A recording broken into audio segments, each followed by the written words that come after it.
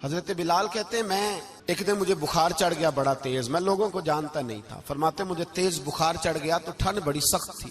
मेरे मालिक ने मुझे कई किलो जौ दिए पीसने को चक्की पे। कहते मैं बीमार था तो मैंने कुछ दवाई ली जो उस वक्त मौजूद होती थी। तो मैंने एक लिहाफ लिया, दूध पिया तो मुझे नींद आ गई। जब मैं सोया तो मेरा मालिक आ गया। उसने आकर के मुझे सोए हुए देखा तो खींच कर कंबल उतारा, रजाई उतारी, लिहाफ उतारा। कहने लगा अब तेरी सजा ये है कि तू खुले मैदान में बैठेगा, वहां चक्की पीसेगा, और दूसरी सजा ये है कि तुझे कमीज पहनने की भी इजाजत नहीं। हजरत बिलाल कहते हैं तेज बुखार, ठंड का आलम, और जब मैं चक्की पीस रहा था तो रो रहा था और मैं पूछ रहा था खुदाया हमारे नसीब, अल्लाह हमारे मुकद्दर।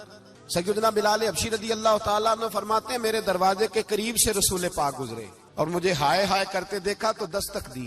मैंने कहा कौन है? दरवाजा खुले, आ जाओ। महबूब अंदर आए तो पूछने लगे क्यों रो रहे हो? तो मैंने कहा जाओ अपना काम करो, यहाँ दुख सारे पूछते हैं मदावा कोई नहीं करता। कहते मैंने सख्त जुमले कहे माज अल्लाह। हुजूर चले गए और जब हुजूर जा रहे थे तो मैं कह रहा था बस जा रहे हो ना, मैंने पहले ही कहा था जाओ।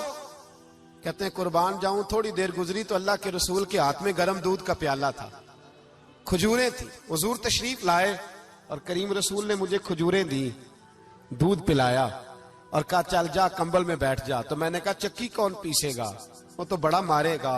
कहते हैं लोगों, फरमाते हैं मेरे हबीब के मैं कुर्बान जाऊं, मुस्तफा करीम ने फरमाया तू बैठ रजाई में और आज तेरे हिस्से की चक्की मैं पीसूंगा। कहते हैं सारी रात हुजूर चक्की पीसते रहे।